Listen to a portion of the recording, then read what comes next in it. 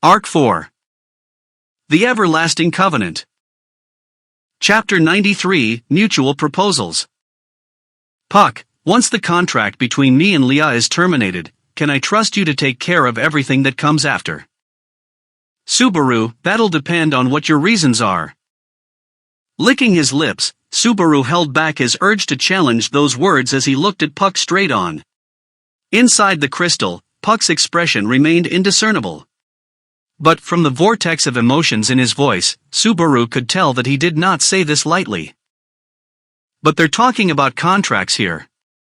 What's more, it's a contract between a spirit and a spirit's arts user, which are to be valued above all else. To speak of one-sidedly breaking such a contract, Subaru couldn't possibly fathom what he might be thinking. Subaru, the contract between you and Emilia is a contract between a spirit and its contractor, right? Breaking it would come with its corresponding penalty, wouldn't it? Puck, yes, naturally. Subaru, if I'm imagining this correctly, the contractor abides by the contract in exchange for the power they borrow from the spirit, and without a contract, there would be no pretext for the spirit to lend its power to the contractor. So breaking your contract would. Puck, essentially, the link between Leah and myself would be severed. Without denying or amending Subaru's speculations, Puck merely affirmed his thoughts. Yet, that affirmation would mean Subaru, without being able to draw from your power, Emilia won't be able to fight at all.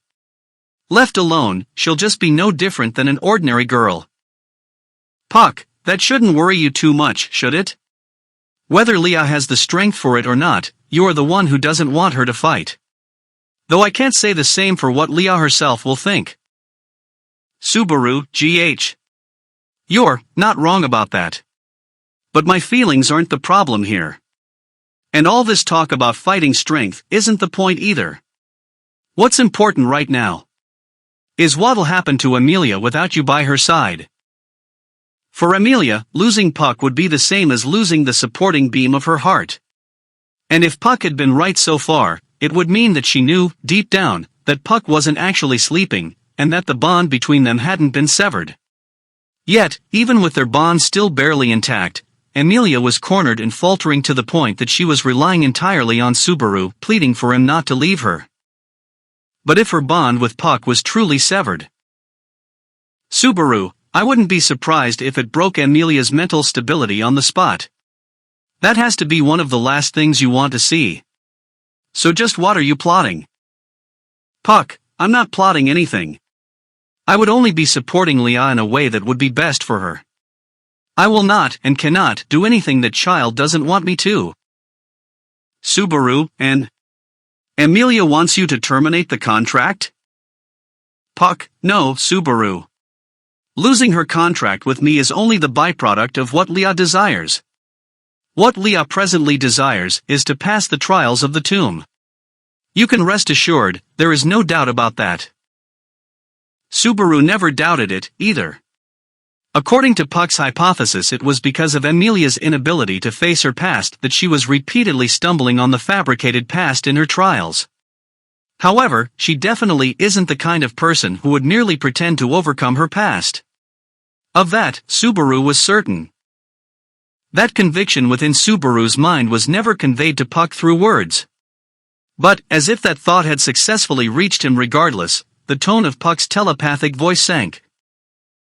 Puck, when Leah finds out that I am gone, she will probably fall apart. Crying like a child, wailing, inconsolable, and afraid. Subaru. Puck, but that's for the best, I think. This state where the surface of her heart believes I am gone while the depths of her heart knows that I am still here is unnatural.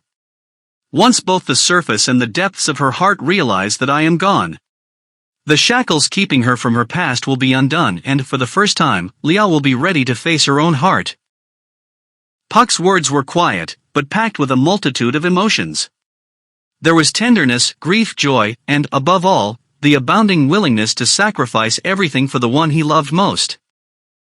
Subaru, so she must lose her bond with you in order to face herself and move forward? Puck, yes, I believe so. I'm sure it will cause her much pain, but I know Leah is a girl who can persevere through them.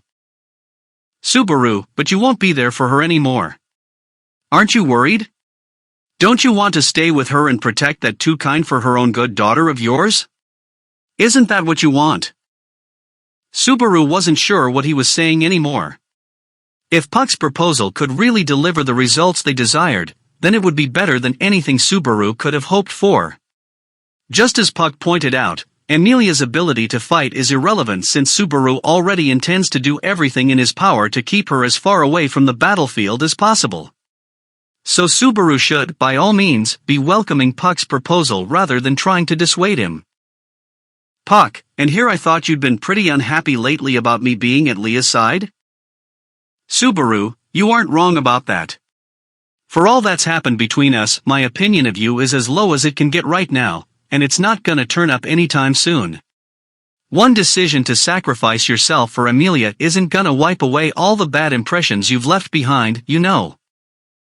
Puck, that's quite a harsh thing to say, makes me kind of sad.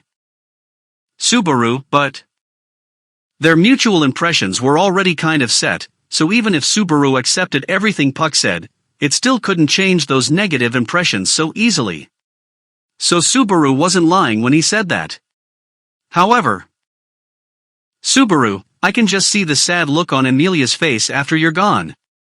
And as much as I hate it, I know better than anyone just how much you mean to Amelia. It's because you're, that I. Puck. His words continued no further, but the indeterminate thought would not leave him. Puck too preserved the mental silence, quietly waiting for Subaru's vague concepts to take shape. But the more agitated he got, the less certain his answer became. Subaru, that I'm. Puck, your existence played a huge part in helping me come to this decision, Subaru.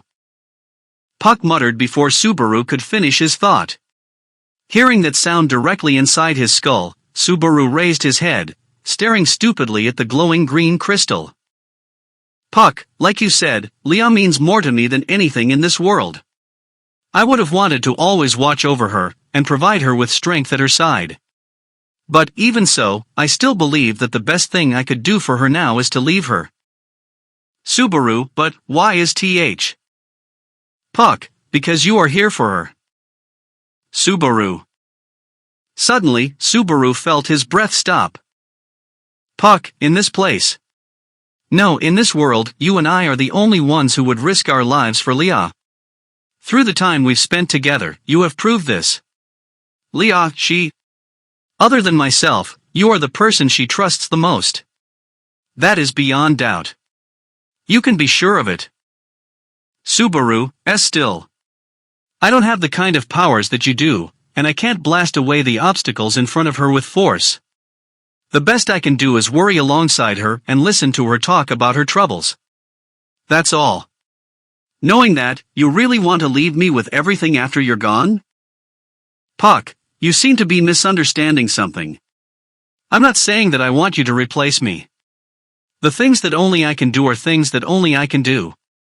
The reverse is also true, and I expect that you will be helping Leah by doing the things that only you can do. In front of the speechless Subaru, Puck piled on his words. Closing off all escape, Puck wasted no time in forcing the decision on Subaru. Puck, even without me, Leah will still be much stronger than you. No doubt, that would be the kind of strength you spoke of. But, as you know, that child is also weak. And this weakness I speak of also certainly exists. What I want you to do is to support her for that weakness. Subaru, after you break the contract and sever your bond with Amelia, what will happen to you? Puck, the fact that I was able to materialize as I had been was owing to my connection with Leah. Once that connection is cut, I will need to stay constantly materialized in order to preserve my existence, but to remain materialized, I would endlessly drink the atmospheric manna around me dry. If you saw my true form, it would probably shock you, Subaru. The true form Puck spoke of must be the towering figure that Subaru had to tilt back his head to see. The apex of four-legged beasts, that monster of raging blizzards. The beast of the apocalypse. Indeed, if he had to maintain that form indefinitely, there was simply no way it could be sustainable. Subaru, so then. You mean you'll be erased? Puck, it is a little different from being erased. I will return to the small existence I once was before my contract with Leah. It'd be someplace with a deep connection to me. Most likely in the great Elier forest. There, I will go to sleep inside something as my anchor and wait for the time when I will be awoken again. Subaru, awoken. Puck, by Leah, of course. This is where the contract between me and that child ends. But if a time comes when she needs a new contract and is in search of a spirit to forge it with, I know she'll choose me again. That's what I believe. Hearing a sense of cheerfulness in Puck's voice, Subaru swallowed his breath. It was a decision which could lead to his own disappearance, but there was not a single trace of unease in Puck's tone. His personality had always been naturally optimistic, but somehow, that didn't seem to be the reason for the lack of concern in his voice. He hadn't the slightest doubt that Emilia will choose him again. Once her contract with Puck is broken, Emilia will be forced to face her past. And he did not imagine for a second that Emilia might fail to fully accept that past. Only, after Emilia has overcome her past and is in need of another contract, she will surely choose him again. In Puck's mind, that was absolute certainty. He never doubted Emilia's strength, nor did he doubt everything they'd shared in the time they spent together. And because of this, he was able to make the choice to sever his connection with her. Subaru. For an always wavering Subaru, it was a bond so strong and firm that it was dazzling. Because it was Puck's deep love and trust in Emilia that has forged his heart of iron. Subaru, and you'll leave the task of comforting the heartbroken Emilia to me? And that was why Subaru's reply was so laced with desperation and resentment. Receiving those words, Puck softly cleared his throat and, with a tone that was almost smiling. Puck, it pains my heart to do this, truly. But since I'm entrusting my beloved daughter to you, it's my hope that you two can overcome it together. Subaru, can I take that as your implicit consent for me and Emilia Tan to be together? Puck, if I annihilate you here and now, I'll have to rethink all sorts of things again. Subaru, why do your comebacks always have to be that scary, you goddamn cat? Blasting back at that overly extreme reply, Subaru let slip the faintest glimpse of a smirk. Puck's deep feelings for Emilia were unfaultable, and the fact that they could have this back and forth in spite of the misgivings between them relaxed Subaru's mind, if only just a little. And then, there was also something that Subaru thought of just now when he heard that the severing of Puck's contract with Emilia would mean distancing him from this place. Supposing it could work, it would certainly tilt the odds of the bet in his favor. Subaru, I understand your plan now. Though I'm still a bit worried about whether it'll really go as planned. I'll put on some feigned ignorance and help you along with your ruse. Puck, I wonder what it feels like to manipulate the girl you love. Subaru, I'm getting crushed by guilt here, so stop that. And besides, Emilia actually understands all sorts of things deep down. So when this is all over and done, she'll probably realize she's been tricked. Puck, if that happens, you and I will both be hated as fellow conspirators. You scared? Subaru, like hell. Compared to the don't wash mine with daddy's dirty laundry, kind of angsty teenage girl hate, her hate towards me'll be on a totally different level, you know. If her resentment towards Puck could count as a familial issue, her resentment towards Subaru would be far more fatal. Although, she'd probably understand if Subaru explained it to her with complete sincerity.